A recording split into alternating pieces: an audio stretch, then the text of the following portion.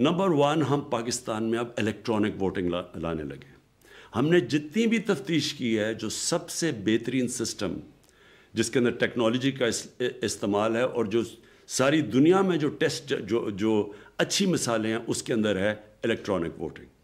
ये electronic voting की हमारी अब इलेक्शन कमीशन से बात हो रही है और नादरा का डेटा लेके इंशाल्लाह ये एक सिस्टम लेके आएंगे कि जो अभी तक पाकिस्तान में सबसे बेहतरीन इलेक्शन करवाने का सिस्टम आएगा, मॉडर्न टेक्नोलॉजी का इस्तेमाल होगा। साथ इसके साथ हम ओवरसीज़ पाकिस्तानीज़ के लिए भी एक सिस्टम लेके आ रहे हैं ताकि वो भी अपनी वोट डाल सकें, क्योंकि तकरीबन 90 लाख हमारे ओवरसीज़ पाकिस्तानी हैं। वो इस मुल्क का बहुत बड़ा एहसास है, उनका ज़रूर उनको हमें शामिल करना चाहिए अपनी इलेक्ट्रल प्रोसेस में, उनकी आवाज़ होनी चाहिए। तो दो तो ये रिफॉर्म्स हैं हमारी कि एक इलेक्ट्रॉनिक वोटिंग और दूसरी ओवरसीज़ पाकिस्तानीज़ के लिए एक सिस्टम लेके आ रहे हैं कि वो पूरी तरह इलेक्शन में शिरकत कर सकें। जो तीसरी चीज़ हम करने जा रहे हैं जिसके लिए हमें कॉन्स्टिट्यूशनल अमेंडमेंट चाहिए होगी, और वो ये है कि जो सेनेट का इलेक्शन होता है उसमें हम अब कॉन्स्टिट्यूशनल अमेंडमेंट रखने लगे हैं पार्लियामेंट में।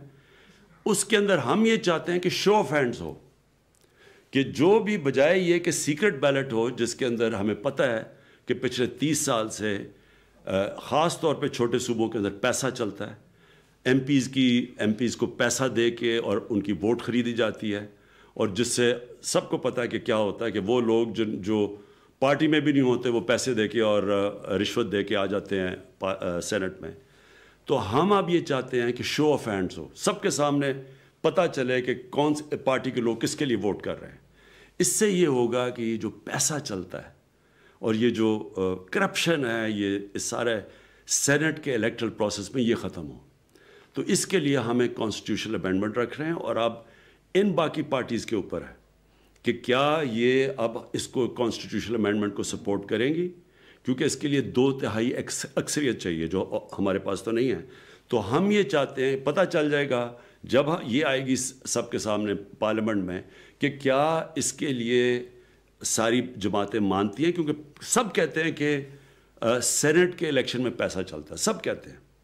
तहरीक इंसाफ ने 2018 में हमने अपने 20 एमपीज़ को पार्टी से निकाला, जो हमारे ख्याल में हमारी कमेटी बैठी और कमेटी ने हमें ये रिपोर्ट दी कि इन एमपीज़ ने पैसे लेके अपनी वोट बेची है।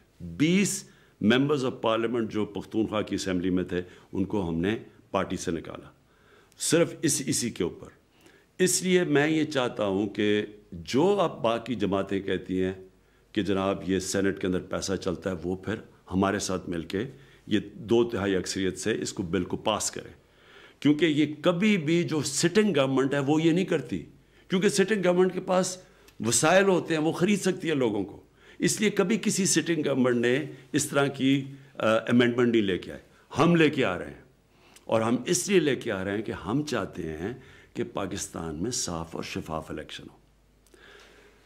मैं आखिर में फिर से गिलगित बल्तिस्तान के लोगों का शुक्रिया अदा करता हूँ, और जिस तरह का इलेक्शन वो कंडक्ट हुआ है, जिस तरह उन्होंने किया, को खराज तहसीन पेश करता हूँ।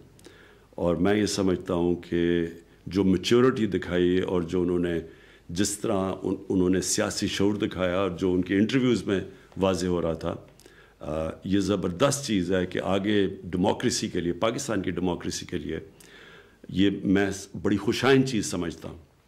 और इंशाअल्लाह मैं फिर से गिलगित बल्तिस्तान के लोगों से वादा करता हूँ कि प्रोविजनल प्रोविंशियल स्टेटस जो यूएन की सिक्योरिटी काउंसिल की रेजोल्यूशन के बीच में रह के हम लेके आए हैं, उसके ऊपर हम अब पूरी तरह अमल करेंगे। और इंशाअल्लाह हमारी पूरी कोशिश होगी कि जो पोटेंशियल है इस सारे इलाके का, वो इंशाअल्लाह हमारी गवर्नमेंट इसको पूरी तरह कोशिश करेगी कि लोगों की ज़िंदगियाँ बेहतर हों, खुशहाली आए आपके सूबे में। शुक्रिया।